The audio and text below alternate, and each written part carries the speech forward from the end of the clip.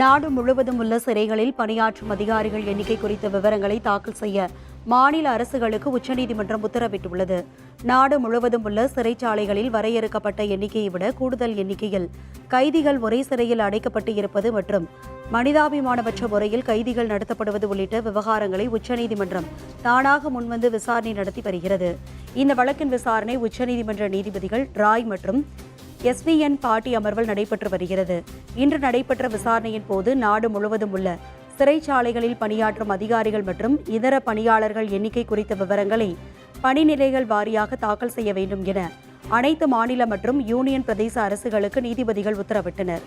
மேலும் சிறைச்சாலைகளில் காலியாக உள்ள பணியிடங்களை நிரப்புவதற்கு எடுக்கப்பட்டுள்ள நடவடிக்கை குறித்தும் நீதிமன்றத்தில் அறிக்கையை தாக்கல் செய்ய வேண்டும் என 8 வாரங்கள் அவகாசம் வழங்கி வழக்கை ஒத்திவைத்தனர்.